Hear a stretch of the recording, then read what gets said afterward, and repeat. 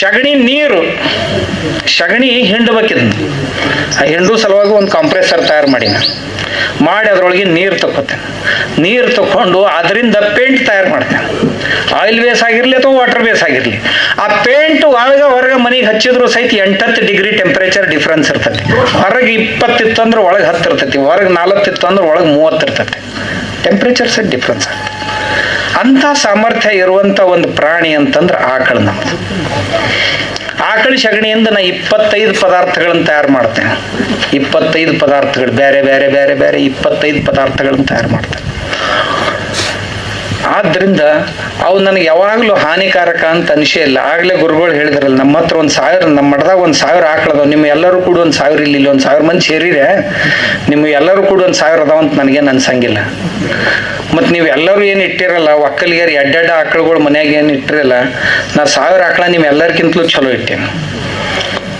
ನಾ ಮಠದಾಗ ಹೇಳ್ತೇನೆ. ಅವು ಮತ್ತು ಇನ್ನು ಅವು ಕಸಾಯಿಖಾನಿಗೆ ಹೋಗು ಅಂತಂದಿರ್ತಾರ.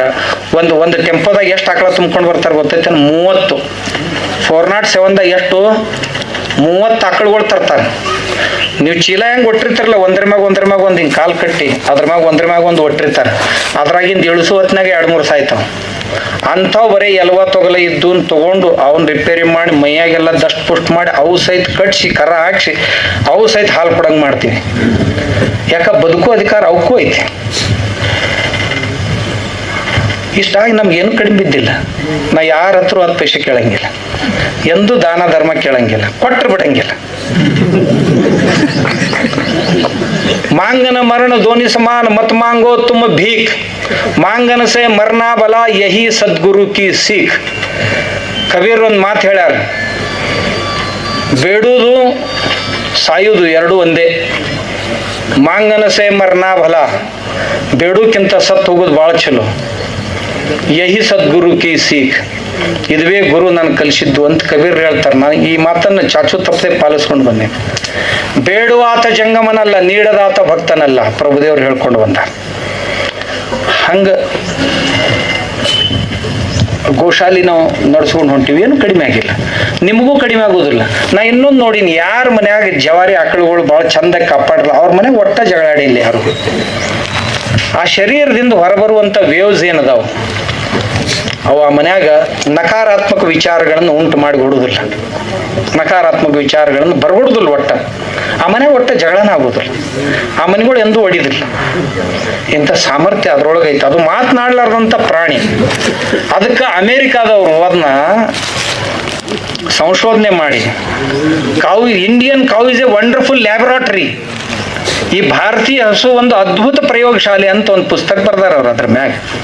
ಅದಕ್ಕೆ ತಾವು ರೈತರಾದಂಥವ್ರು ತಮ್ಮ ಮನೆಯೊಳಗೆ ತಮ್ಮ ಹೊಲದ ಸಲುವಾಗಿ ನಿಮ್ಗೆ ಹಾಲು ಬೇಡ, ಪ್ರತಿ ದಿವಸ ಒಂದು 30 ml ಗೋಮೂತ್ರ ಬೆಳಗ್ಗೆ ಈ ವಸ್ತ್ರದಲ್ಲಿ ಸೋಸಿ ತಗೊಳ್ರಿ.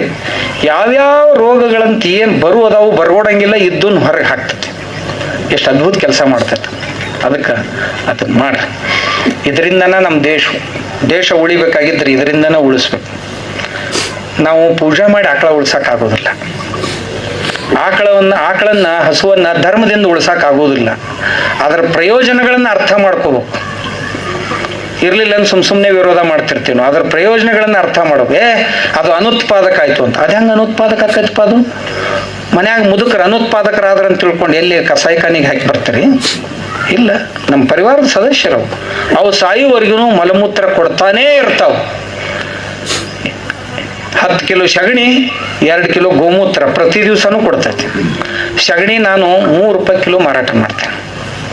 10 ಕಿಲೋ ಸಗಣಿ ಅಂದ್ರೆ 30 ರೂಪಾಯಿ ಕೊಡ್ತೈತೆ ಅದು ಪ್ರತಿ ದಿವಸ. ಆ ಸಗಣಿ ಒಣಗಿಸಿ ಗೊಬ್ಬರ ಮಾಡಿ ಮಾರಾಟ ಮಾಡ್ತೀನಿ, 10 ರೂಪಾಯಿ ಕಿಲೋ ಮಾರಾಟ ಮಾಡ್ತೇನೆ. ಎಲ್ಲ ಒಂದೇ. ಹಸಿ ಸಗಣಿ 3 ರೂಪಾಯಿ ಕಿಲೋ, ಒಣಗಿದ ಪೌಡ್ರು 10 ರೂಪಾಯಿ ಕಿಲೋ. ಅದ್ರೊಳಗೆ ಸ್ವಲ್ಪ ಕಲ್ಚರ್ ಮಿಕ್ಸ್ ಮಾಡಿ ಕೊಡ್ತೀನಿ. 10 ರೂಪಾಯಿ ಕಿಲೋದಂಗೆ ನಂದು ಕಂಪೋಸ್ಟ್ ಗೊಬ್ಬರನ ಮಾರಾಟ ಮಾಡ್ತೇನೆ.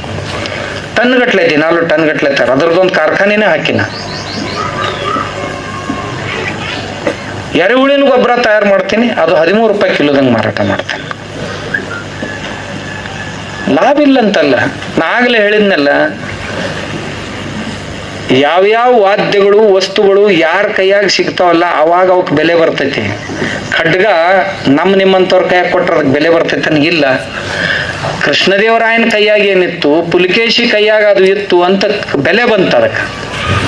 ಕೋದಂಡ ರಾಮನ ಕೈಯೊಳಗ ಕೋದಂಡ ಇತ್ತು ಅಂತ ಏನು ಬೆಲೆ ಬಂತಲ್ಲ, ಅದೇ ಬಿಲ್ಲ ಬಾಣ ನಮ್ಮ ಕೈಯಾಗ ಕೊಟ್ರೆ ಬೆಲೆ ಬರ್ತೈತೆ ಇಲ್ಲ, ಅದನ್ನ ಹಿಡಿಯೋ ಸಾಮರ್ಥ್ಯ ಬೇಕು.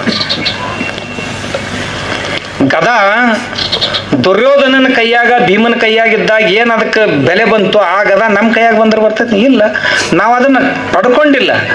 ರೈತರಿಗೂ ಸಹಿತ ಈ ಹೊಲ ತಿಳ್ಕೊಂಡವ್ರ ಕೈಯಾಗ ಬಂತು ಅಂತಂದ್ರೆ ಬೇಡಿದ್ದು ಕೊಡ್ತೈತ, ಸಂಜೀವಿನಿ ಅದ, ಏನ್ ಬೇಕಾದ್ದು ಮಾಡಕ್ ಸಾಧ್ಯ ಐತಿ. ಈ ಹಸುಗಳು ತಿಳುವಳಿಕೆ ಉಳ್ಳ ಮನುಷ್ಯನ ಹತ್ರ ಬಂದು ಅಂತಂದ್ರೆ ಹಸುಗಳ ಬೆಲೆ ಹೆಚ್ಚಾಕೈತಿ. ಇರ್ಲಿಲ್ಲ ಇದ್ರೇನು ಇರದೇ ಇದ್ರೇನು, ಇದ್ದರೇನೋ ಶಿವ ಶಿವ, ಹೋದರೇನೋ ಆಗ್ತದೆ. ಇದ್ರ ಜೊತೆಗೆ ನಾವೆಲ್ಲ ಹಳ್ಳಿಗರು, ಗ್ರಾಮೀಣ ಭಾಗದವರು ಒಕ್ಕಲ್ತನ ಅಂತೂ ಮಾಡ್ಬೇಕು, ನಮ್ಮ ಆರೋಗ್ಯ ಚೆನ್ನಾಗಿ ಇಟ್ಕೋಬೇಕು. ಈಗ ಬರಾಕ್ ನೋಡ್ದೇವು, ಅಲ್ಲೊಂದು ಬಿಸ್ನಾಳದಿಂದ ಈ ಕಡೆ ಬಂದಿವಲ್ಲ ಕ್ರಾಸ್, ಇವರು ರೋಡ್ ಎಲ್ಲ ಸ್ವಚ್ಛ ಮಾಡಿದ್ರು. ಆ ಎರಡೂ ಕಡೆ JCB ಹಚ್ಚಿ ಸ್ವಚ್ಛ ಮಾಡಿದ್ದನ್ನು ನೋಡಿ ನನಗೆ ಸಂಶಯ ಬಂತು.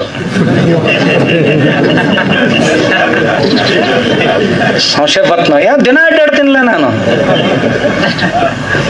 ಬಹುತೇಕ ರಸ್ತಾದ ಎರಡೂ ದಂಡಿ ಜಿಲೇಬಿ ಹಾಕಕ್ ದಿನ ಜನ ಬಳಸ್ತಾರ ಅಂತ ನನಗೆ ಖಾತ್ರಿ ಆಗ್ತದ. ಹಾಕ್ತಾರಂತೀರಿ ಇಲ್ಲಂತೀರಿ?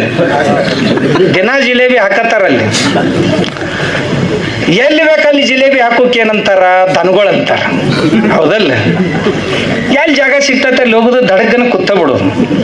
ಮನುಷ್ಯರ ಹತ್ತಾರನೂ ಅನ್ನಂಗಿಲ್ಲ. ಏನು ಕಡಿಮೆ ಆಗ್ಯಾವ ನಮ್ಮ ಮನ್ಯಾಗ?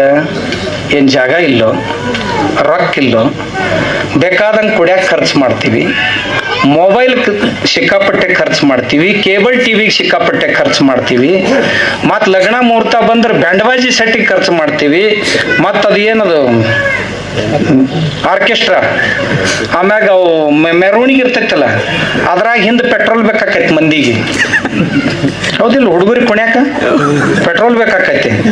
ಯಾವ ಪೆಟ್ರೋಲ್ ಗೊತ್ತಾತಲ್ಲ ನಿಮಗೆ ಗೊತ್ತಾಗಲ್ಲ, ಗೊತ್ತಾಗೋದಾರ ಯಾರಿಗೆ ಅದ, ಅವ್ರಿಗೆ ಹಾಕಾಕ ಅದನ್ನ ತರ್ತೀವಿ. ಇದಕ್ಕೆ ಅಲ್ರಿ, ಒಂದು ಹುಡುಗಿ ಲಗ್ನದಾಗ ಪಟಾಕಿ ಹಚ್ತೀವಲ್ಲ, ಆ ಪಟಾಕಿಗೆ ಎಷ್ಟು ರೊಕ್ಕ ಹೋಗತ್ತಲ್ಲ ಅಟ್ರಾಗ ಒಂದು ಟಾಯ್ಲೆಟ್ ತಯಾರಾಕೈತಿ. ಮತ್ತು ಅದ್ರಾಗ ಸರ್ಕಾರದಿಂದ 10,000 ತಗೊಂಡು ಯಾರ್ದಾರ ಟಾಯ್ಲೆಟಿನ ಚಿತ್ರ ಹಚ್ಚಿ 10,000 ಹೊಡ್ಕೊಂಡು ಖಾಲಿ ಆಗ್ಯಾರ ಮಂದಿ. ಇನ್ನು ಯಾರು ಹೊಡ್ಕೊಂಡಾರ ಅವ್ರೆಲ್ಲ ಹೊಡ್ಕೊಂಡು ಅದ್ರಾಗ ಕುಳ್ಳ ಕಟ್ಟಿಗೆ ಒಟ್ಟಕ್ಕೂ ಶುರು ಮಾಡ್ಯಾರ. ಮನುಷ್ಯರ ಲಕ್ಷಣ ಏನಿದು? ಎಲ್ಲಿ ಗಾಡಿ ನಿಂತಿದ್ದು ಅಂದ್ರೆ ದಡಗನ್ ನಾಯಿ ಕಾಲು ಎತ್ತೈತಲ್ಲ. ನೀವು ಹೋಗ್ಬೇಕಾದ್ರೆ ಇದು ಗೌಡ್ರ ಗಾಡಿಪ್ಪ, ಇದು ಕಾಲು ಎತ್ತ ಬರ್ತದ ಕೆಂದರ ಅನ್ಸೈತನ ಉಚ್ಚಿ ಒಯ್ಲಕ್ಕ ಎತ್ತವಿಲ್ಗಳು. ದೇಸಾರ್ ಗಾಡಿ ಇತ್ತಿದ್ದು, ಇದಕ್ಕೆ ಎತ್ತಬಾರ್ದು ಕಾಲ ತೆಂದರನ್ನು. ಮತ್ತು ಹಂಗ ಯಾವಾರ ಕುಂದಿರ್ತಿದ್ವು ಅಂದ್ರೆ ಆ ನಾಯಿಗೆ ನಮ್ಗೆ ಏನರ ಫರಕ್ ಐತಂತೀರಿ? ನಾವು ತಿಳ್ಕೊಂಡವ್ರದೀವಿ. 70 ವರ್ಷ ದೇಶಕ್ಕೆ ಸ್ವಾತಂತ್ರ್ಯ ಬಂದು ಇನ್ನು ಮುಂದರ ಎಲ್ಲರೂ ವಿಚಾರ ಮಾಡ್ಬೇಕು, ನಮ್ಮ ತಾಯಂದರಿಗೆ ಏನು ತೊಂದರೆ ಆಕೈತಿ ಅಂತ. ಅವ್ರು ಹೇಳೋದಿಲ್ಲ. ರೋಡ್ನಾಗ ಟಾಯ್ಲೆಟ್ ಕೂಡ್ತಾರ, ಸಾಯಂಕಾಲದ ಸಮಯ ಜರ ಕತ್ಲಾಗ್ತಿರ್ತೈತಿ, ಆಗಿರೋದಿಲ್ಲ, ನಸಿಕ್ನಾಗ ಕೂತಿರ್ತಾರ. ಸಾಯಂಕಾಲ ದಿವ್ಸಕ್ಕೆ ಹೊತ್ತು ಮುಳುಗುತನ ಅವ್ರು ದಾರಿ ನೋಡ್ಬೇಕು, ಇರ್ಲಿಕ್ಕೆ ಹೊತ್ತು ಹೊಂಡುತನ ದಾರಿ ನೋಡ್ಬೇಕು, ಅಲ್ಲಿ ತನ ಹೊರಕಡೆ ಹೋಗಕ್ಕೆ ಬರಂಗಿಲ್ಲ. ಹಗ್ಲತ್ತು ಹೋಗಿ ಏನು ಕೂಡುದೈತಲ್ಲ ರೋಡ್ ಮ್ಯಾಗ. ಹಿಂಗ ಬಂದು ಕುಂತಿರ್ತಾರಪ್ಪ. ಆ ಕಡೆಯಿಂದ ಒಬ್ರು ಬಂದ್ರು ಎದ್ ನಿಂತರು, ಈ ಕಡೆಯಿಂದ ಒಬ್ರು ಬಂದ್ರು ಎದ್ ನಿಂತರು. 4 ಸರಿ ಹೇಳುದು ಕುಂದ್ರುದು ಆದ್ರೂ ಹೊರಕಡೆಗೆ ಆಗುದು ಯಾವಾಗ? ಆಮ್ಯಾಗ ಈ ಮಲ ಹೊಟ್ಟೆಯೊಳಗ ಉಳಿತು ಅಂತಂದ್ರ ನಮ್ಗೆ ಜಡ್ಡ ಜಾಪತ್ರೆ ಆಗುದಿಲ್ಲ ಅಂತೀರಿ ನೀವು. ಈ ತಾಯಂದಿರ ಉದರ ಸಂಬಂಧಿ ರೋಗಗಳಿಗೆ ಮುಖ್ಯವಾದಂತ ಕಾರಣ ಏನಾದ್ರೂ ಇದ್ರಿ ಈ ರಸ್ತಾದ ಮ್ಯಾಗ ಹೊರಕಡೆಗೆ ಕೂಡು, ಅದರಿಂದ ಸ್ವಚ್ಛಗ ಹೊರಕಡೆಗೆ ಆಗ್ಲಾರ್ದು. ಈ ತಾಪವನ್ನ ತಾಯಂದ್ರಿ ಯಾರಿಗೆ ಹೇಳ್ಕೊಳ್ಳೋದು? ಏನ್ ಗಂಡಸರಂತ ಕರ್ಸ್ಕೊಳ್ಳೋರು ನೀವು ಅದಿರಿ, ಯಾರ ಮನ್ಯಾಗ ಅದಾವ ಇಲ್ಲದ ಗಂಡಸರಿಗೆ ಹೇಳ್ತೇನೆ ನಾನು. ನೀವು ಎಲ್ಲದ್ರಾಗೂ ಗಂಡಸ್ತನ ತೋರಿಸ್ತೀರಿ, ಒಂದು ಸಂಡಾಸ್ ಕಟ್ಟಿ ಗಂಡಸ್ತನ ತೋರಿಸ್ರಲ್ಲ.